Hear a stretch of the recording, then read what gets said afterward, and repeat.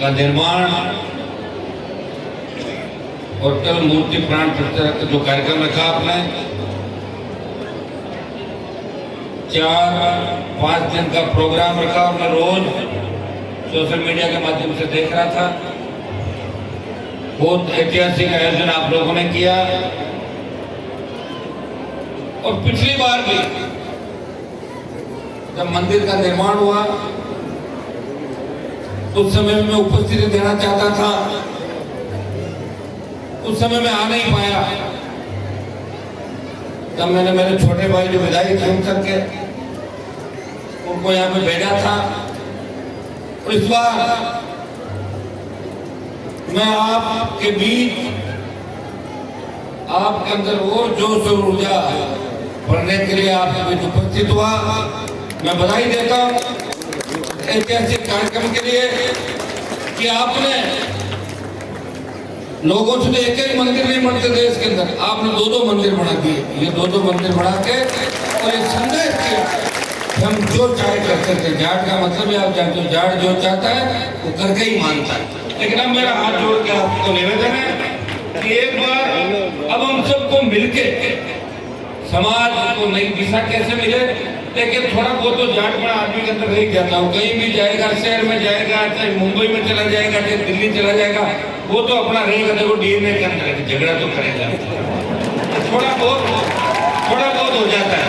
लेकिन इतना भी नहीं करे कि कोई खाई बीच में इतनी पड़ जाए कि वापस नहीं बैठे।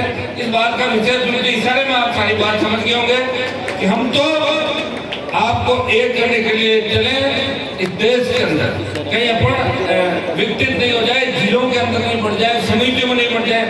वैसे जिले 100 जिलों ने इतने बना दिए कि हमें डरने की आवश्यकता, पता ही नहीं चल रहा कौन सा जिला कहाँ से शुरू होता है तो कहाँ से खत्म होता है।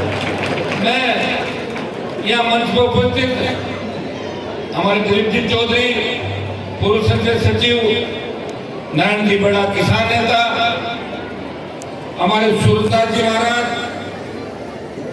छोटे भाई निर्मल चौधरी जो राजस्थान विद्यालय के अध्यक्ष हैं, और सम्मानित जो साधु, सम्मानित मंच और विशेष रूप से कार्यकारिणी जो हमारे समाज की बनी हुई है। मुझे आपके बीच आके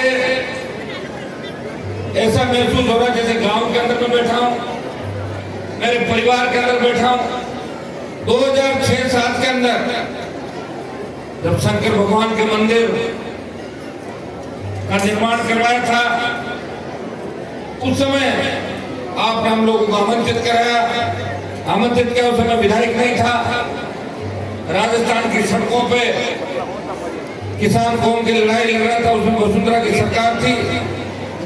और भाइयों 6 से लेके 24 आ गया, मैं तो लगातार लड़ ही रहा हूं। हर व्यक्ति कभी कभी सत्ता में रहा, दिलीप जी सरकार में मंत्री रह लिए, इन्होंने राज का थोड़ा बहुत आनंद तो लिया। मुझे पता मेरी जब शादी हुई थी तब ये मंत्री से आए थे मेरी शादी का, लेकिन मैंने तो कभी सत्ता का आनंद ही नहीं लिया, क्योंकि मेरा एडजस्टमेंट किसी पार्टी में बैठता ही नहीं। किसी मैंने खुद की पार्टी बनाई थी, मैं किसी के अधीन काम नहीं करता। वीर तेजाजी महाराज का जयकारा जब 2008 के अंदर 13-18 के अंदर जब राजस्थान की विधानसभा के अंदर मैंने लगाया शुरुआत की, और लोकसभा के अंदर जब मैंने तेजाजी का जयकारा लगाया तब लोकसभा के अंदर आगे की पंक्ति में बैठे हुए नरेंद्र सिंह मोदी और अन्य जो हमारे देश के प्रधानमंत्री और गृह मंत्री लोगों ने कहा कि हु इज तेजाजी, आपस में बात की कि तेजाजी कौन है। उन लोगों को, नरेंद्र मोदी को खरनाल के मंदिर में नाक रगड़वा दी मैंने, तेजाजी महाराज ने हनुमान परिवार संघर्ष किया, ये उसी का परिणाम है। जब देश का किसान सड़कों पर था, हाँ आंदोलन कई लोगों ने किए होंगे, लेकिन मोदी की परोसी हुई थाली को ठोकर मार के अगर उत्तरी भारत का कोई किसान का बेटा सड़क पर 70 दिन बैठा, वो नागौर का सांसद था जिसने किसान कौम के लिए अपनी राजनीतिक कुर्बानी दी। भाइयों एक बार 1000 उदाहरण है, हम सब मिलके जो हम चाहते हैं प्रदेश के 52 से लेके आज तक हमारी संख्या राजस्थान में सबसे ज्यादा है। लेकिन सबसे ज्यादा संख्या होते हुए कभी एक जगह नहीं बैठे और एक जगह नहीं बैठे 40, 45, 50, 57 विधायक बने, लेकिन मुख्यमंत्री हमारा नहीं बन पाया।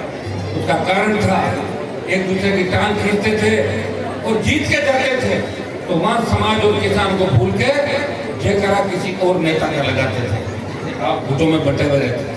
अगर इस प्रदेश के अंदर मुख्यमंत्री की बात को भी बल दिया, इस बात को चर्चा दिल्ली के अंदर मिली, दोनों पार्टियों के प्रदेश अध्यक्ष अगर हमारे समाज के बने और देश का उपराष्ट्रपति भी बना तो हनुमान परिवार के संघर्षों का ही परिणाम है कि उसने हमेशा इस कौम के सम्मान की लड़ाई सड़क से लेके सदन तक। जब देश की पहलवान बेटियां पूरे देश के नेताओं की तरफ देख रही थी, हमारे समाज की बेटियां देख रही थी कि आज हमें न्याय दिलाने के लिए कौन आएगा, उस वक्त अगर उन बेटियों को न्याय दिलाने के लिए देश का पहला सांसद अगर जंतर मंतर पर गया तो नागौर का सांसद था जिसने बेटियों को न्याय दिलाने की शुरुआत करी और भाई बजरंग को अरेस्ट किया, बुला के बुलाया और लोकसभा में उस बाहुबली को चेताया कि भूल जाना तुम इतने बड़े बाहुबली नहीं हो, तुमसे बड़े वो लोग हैं जिसको हम लोग आते हैं।